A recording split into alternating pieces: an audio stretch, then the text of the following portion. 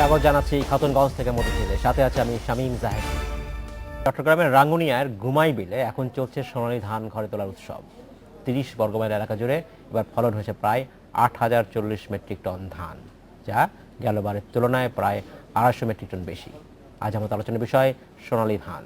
এই নিয়ে আলোচনা করতে আমাদের সাথে স্টুডিওতে রয়েছেন শেরে বাংলা কৃষি বিশ্ববিদ্যালয়ের অধ্যাপক ডক্টর পরিমল কান্ত বিশ্বাস এবং কৃষি তথ্য সার্ভিসেসের উপপরিচালক গণযোগাযোগ ডক্টর মোহাম্মদ জাহাঙ্গীর আলম।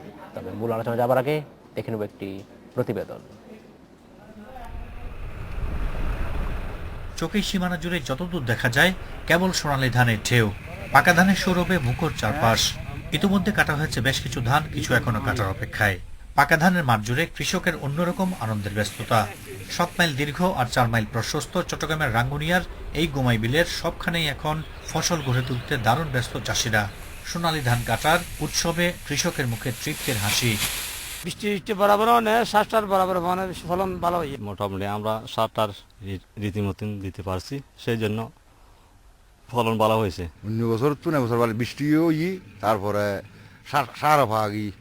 অনুকূল আবহাওয়া আর পর্যাপ্ত বৃষ্টিতে এবার ভালো ফলন হয়েছে বলে জানিয়েছে কৃষি বিভাগ। এবার কোনো প্রাকৃতিক দুর্যোগ নেই গতবারের তুলনায়। এবার সিজনটা বৃষ্টি যথাসময়ে বৃষ্টি এবং যখন যা দরকার মানে জমির সাপোর্টেবল যা দরকার প্রাকৃতিকভাবেই এবার পাইছি। এদিকে ঐতিহ্যবাহী গুমাই বিলে ফসল উৎপাদন আরো বাড়াতে বিশেষ ব্যবস্থা নেওয়া হচ্ছে বলে জানালো উপজেলা প্রশাসন। এই গুমাই বিলে যে উৎপাদন হয় সেই উৎপাদনের জন্য আমরা কিন্তু সার্বক্ষণিক কাজ করে যাচ্ছি। বিশেষ করে আমার কৃষি ডিপার্টমেন্ট, এখানকার উপজেলা কৃষি অফিসার এবং তার অধীনে যারা আছেন তারা কিন্তু সার্বক্ষণিক এই বিলের বিভিন্ন সুবিধা অসুবিধা নিয়ে কাজ করেন। সম্ভাবনাময় এই বিলের দিকে সরকারি দপ্তরের নজর পড়লে ভালো উৎপাদন সর্বোচ্চ পর্যায়ে নিয়ে যাওয়া সম্ভব বলে মনে করছেন স্থানীয় লোকজন। Ahsan Riton, Independent News, Chittagong. দেখলাম প্রতিবেদনটি আমরা। ডক্টর পরিমল কান্ত বিশ্বাস এবং জনাব ডক্টর মোহাম্মদ জাহাঙ্গীর আলম, আপনাদেরকে স্বাগত জানাচ্ছি অনুষ্ঠানে। কেমন আছেন আপনারা? ভালো। ডক্টর মোহাম্মদ জাহাঙ্গীর আলম, আপনার কাছে জানতে চাচ্ছি যে এই যে গুমাই বিলের আমরা গুমাই বিলের যে প্রতিবেদনটি দেখলাম, সেখানে বলা হচ্ছে যে বিশাল এলাকা জুড়ে এই ধান উৎপাদন হচ্ছে। এই অঞ্চলের এই বিলের ধান উৎপাদনের বৈশিষ্ট্য কি?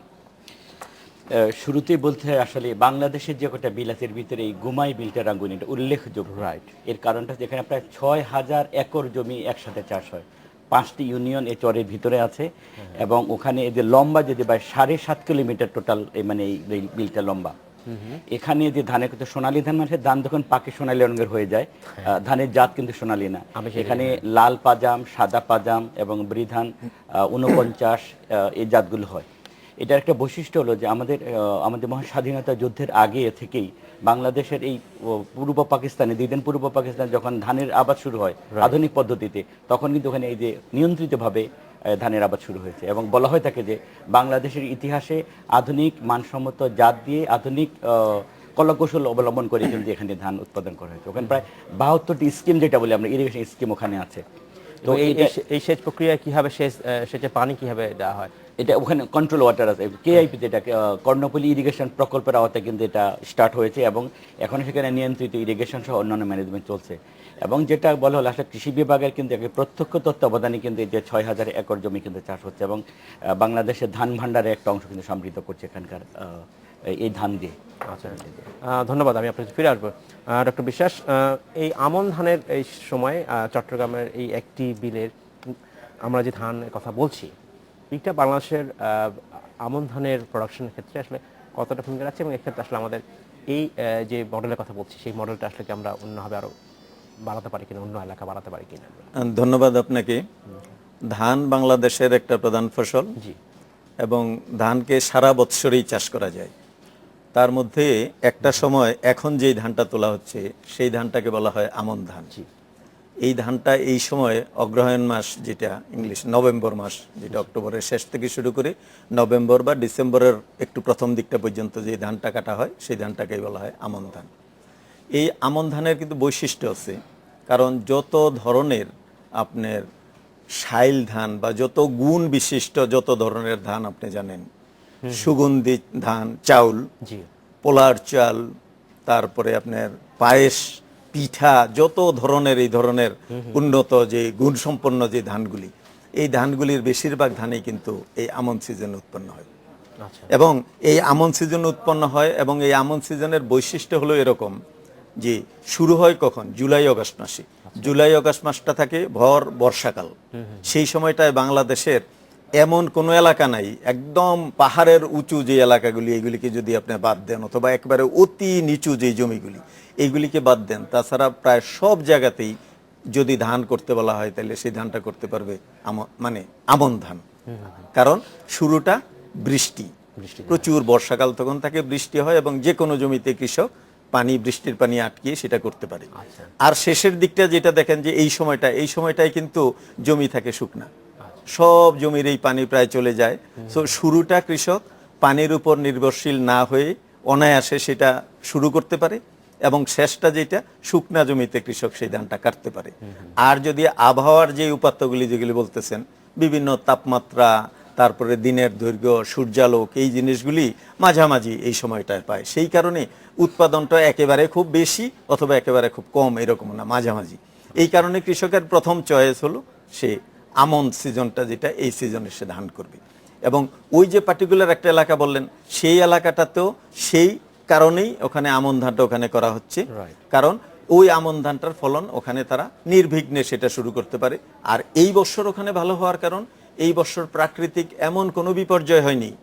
যেটা বলেছিলাম জুলাই আগস্ট মাসে যেটা লাগানো হয় তারপরেই কিন্তু আপনার বন্যা হয় প্রায় সময় বাংলাদেশে।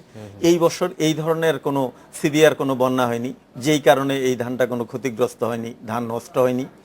আর ধান লাগানোর পর তার মধ্যে যেই আপনার ম্যানেজমেন্টগুলি যেগুলি আছে, বিশেষ করে সার এবং ভালো একটা বীজ লাগানোটা, ভালো বীজের বেলাতে আমাদের কৃষি বিভাগ এবং কৃষি ডিপার্টমেন্ট যথেষ্ট আপনার উন্নতি সাধন এখানে করেছে। বাংলাদেশ ধান গবেষণা ইনস্টিটিউট অনেকগুলি ধানের জাত বের করেছে। নট অনলি দিস, এই ধানগুলিকে ওখানে লাগানোর পর তার যে ম্যানেজমেন্ট, এই বছর সারা দেশে পর্যাপ্তভাবে ফার্টিলাইজার কৃষক ওখানে পেয়েছে, তার নিড অনুযায়ী সেখানে সেটা দিতে পেরেছে।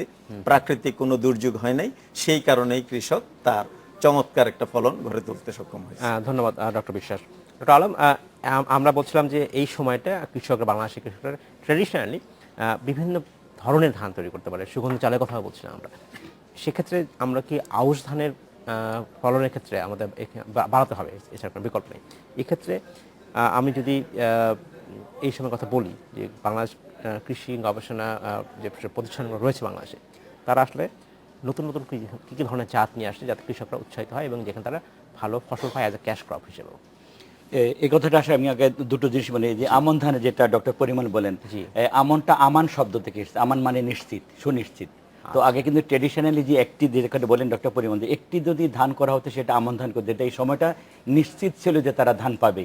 আর গুমাই বিলের কথাটা একটু বলেন, ওখানে কিন্তু 12টি খাল আছে, যে 12টি খাল থেকে সেচের কিন্তু যোগানটা, এবং বাংলাদেশ পানি উন্নয়ন বোর্ড কিন্তু সেটা নিয়ন্ত্রণ করছে। এবং এই মৌসুমে পহেলা অগ্রহায়ণ মোটামুটি একটা স্বাদ রব হয়ে যায়, নবান্নের মতো, যেটা বরিশাল, তারপরে ময়মনসিংহ বা জামালপুর থেকে হাজার হাজার শ্রমিক এখানে সেগুলো কাটে। এই দুটো জিনিস। আর এবার ধান গবেষণা ইনস্টিটিউটের কথা যদি বলি আমরা, এটা আমাদের একটা গর্বিত প্রতিষ্ঠান, বাংলাদেশের কৃষিবিদ সবগুলি গর্বিত, এটা অন্যভাবে আমরা গর্বিত যে প্রায় 72টি ধানের জাত তারা কিন্তু উদ্ভাবন করেছে। আচ্ছা, আগে কোনো এক সময় আসলে আমাদের বাংলাদেশের মানুষদের প্রথম ছিল যে ধান বা ভাত খাওয়া আমাদের দরকার, চাল খাওয়া দরকার, কিন্তু এখন কিন্তু আমরা আমাদের যে বেসিক যে নিড, যেটা ফান্ডামেন্টাল নিডটা কিন্তু আমাদের ফুলফিল হয়ে গেছে।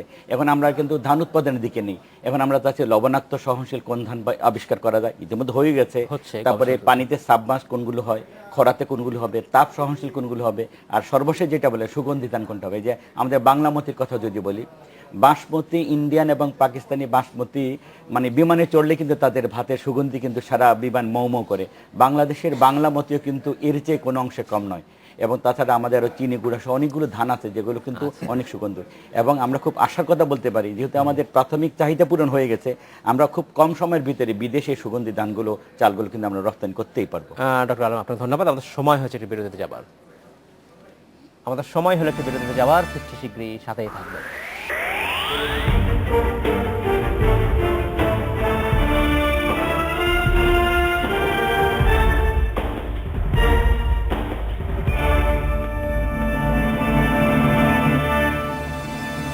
স্বাগত আরেকবার খাতুনগঞ্জ থেকে মধুসূদন।